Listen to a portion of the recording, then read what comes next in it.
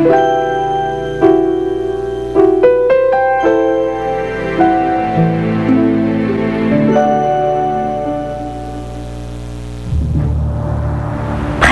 ko talagang nakikilala ko ni Itay. Kaya lang, hindi kasi siya nagsasalita. Hindi pa rin ako makasiguro. Gusto ko lang sanang aminin sa kanilang totoo. Pero paano naman sila maniniwala sa akin? Paano ko ba mapapatunayan sa kanila na ako si Ina? Na ako talaga to? Si Lindon. Alam ko matutulungan niya ako. Matutulungan niya ako magpaliwanag kina Inay sa totoong nangyari. Pero siya kaya maniwala sa akin? Kung meron lang sana akong maipakita sa kanilang lahat na magpapatunay na ako talaga si Ina. Ang espada. Ang espada ang binigay sa akin ni Itay. Sa mapakiramdam ko, dapat makainom ako ng mga gamot na katulad dito. Ko!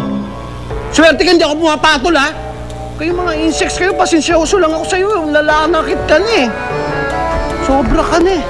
Confirm! Confirm na talaga mag-jowa na si Papa L at yung girl lalo na yun na si Lucille.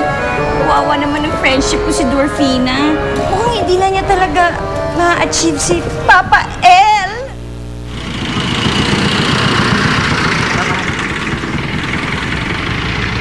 Sampalok? Naku, sabi ni Panchang, yung junk shop daw ni Lindon sa Sampalok matatagpuan.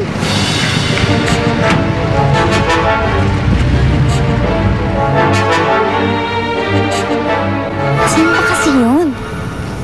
Ay, mahirap naman ito eh. Iba kasi itsura ng mga bagay kapag maliit ka eh. Basta parang ginto lang naman yung itsura nun eh. Taas yung parang mabakod. Teka. Ay! Alam ko na.